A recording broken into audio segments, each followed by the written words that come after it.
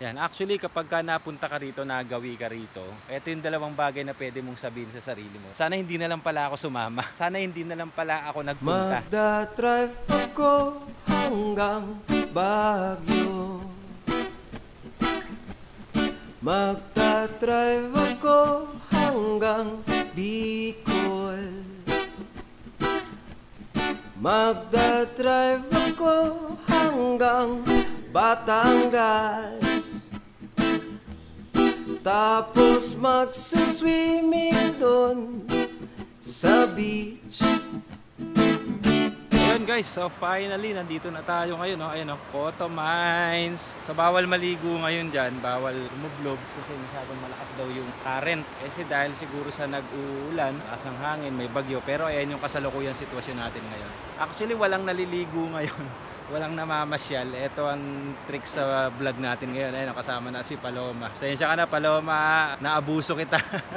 Ayan, so ito yung Photo Mines. So maganda guys, no? Ayun, no? Ang ganda ng current ng tubig. Medyo malakas nga lang, maraming bato. Kaya lang bawal daw tumawid dun sa kabila. Hindi daw pwede tumawid kasi nga sarado siya ngayon. Actually sarado.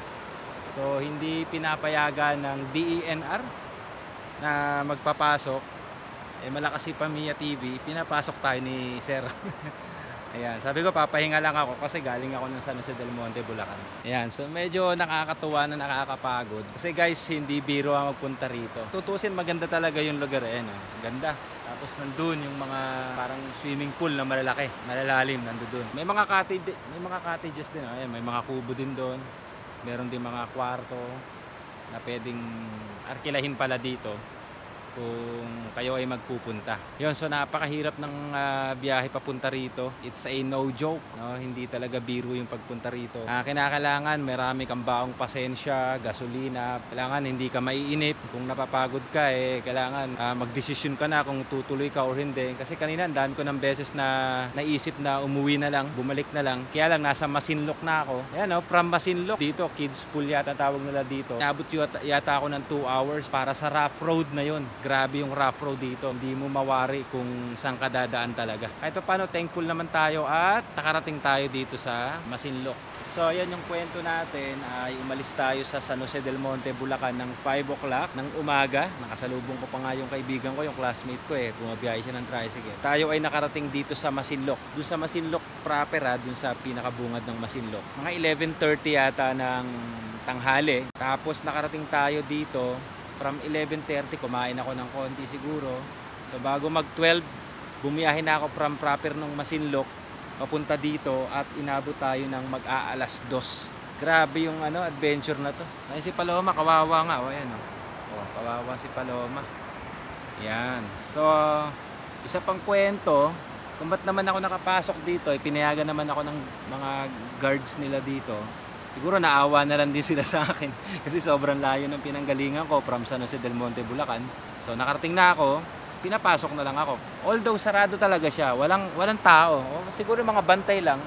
Sarado talaga siya kasi nga bawal papasukin ang mga turista. Nga pala, kung kayo ay pupunta rito, kinakailangan nyo talagang mag-secure ng permit from City Hall yata o sa City Hall nila, sa munisipyo nila or sa barangay nila. So kinakailangan yung kumuha ng permit doon, kung anong gagawin nyo rito, anong purpose nyo rito, ilan kayo, kukunin yung mga pangalan ninyo, or kung may babayaran man siguro maliit lang. At yun ang hinihingi sa atin kanina ng mga guard na nakausap natin. Hindi naman natin kasi alam. Although alam ko pala, alam ko pala na kinakailangan yun. Kaya lang, hindi ko na naisip gawin yun kasi lumagpas na ako doon sa munisipyo nila. Doon sa may Masinloc, pagpasok mo kasi ng Masinloc, yung munisipyo agad makikita mo. Sumobra na ako, lumagpas na ako doon, hindi na ako nakabalik. So yun, kung pupunta kayo dito, kinakailangan nyo mag-secure ng permit coming from the City Hall, munisipyo, or sa mga authority na nag-i-issue ng ganon, para tuloy-tuloy yung pagpasok nyo rito at walang hassle. Okay? So again, wag niyong gayahin, pinagbigyan lang ako nila kuya dito na makapasok at makapagpahinga. Sa kapansin niyo, legit talaga yung ganda ng rito, ng ilog dito.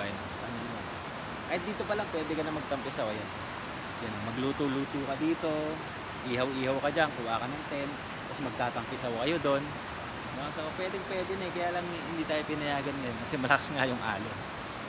Ang tanong, susubukan pa ba nating bumalik dito? So actually, base sa experience ko, marami akong naiisip kanina papunta rito. So, kung tutuloy pa ba ako, sobrang hassle talaga ng pagpunta rito. Hindi biro talaga. Kung mahina-hina ang loob mo, madali kang mapagod, hindi ka matyaga, hindi mo talaga passion na gumala-gala, hindi mo mararating to. Para makapunta ka rito, kinakailangan meron ka nun. Ako na mismo nagsasabi, meron ka dapat nun. Kasi na-experience ko na eh. Especially yung mga motor natin, katulad ni Paloma, yan. 4.3 liters lang naman siguro yan. So kukulangin. Kinakailangan naka 4 bars siya, 5 bars. Basta kinakailangan puno siya.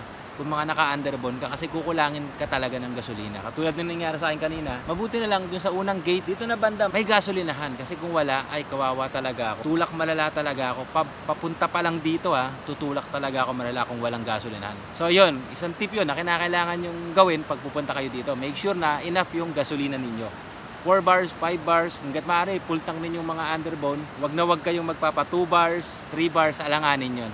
Yan, actually kapag ka napunta ka rito, nagawi ka rito, ito yung dalawang bagay na pwede mong sabihin sa sarili mo. Yung una, pag papunta ka pa lang dito, rough road, iisipin mo, sasabihin mo sa sarili mo na sana hindi na lang pala ako sumama. O kaya sana hindi na lang pala ako nagpunta. Pangalawa naman na pwede mong sabihin, pagdating mo naman dito, ayan ganyan kaganda yung paligid na mabubungaran mo. Pagdating mo naman dito, sasabihin mo naman sa sarili mo, mabuti na lang pala sumama ako. Buti na lang pala nagpunta ako. Kasi maganda naman talaga, ayan Koto Kids Pool.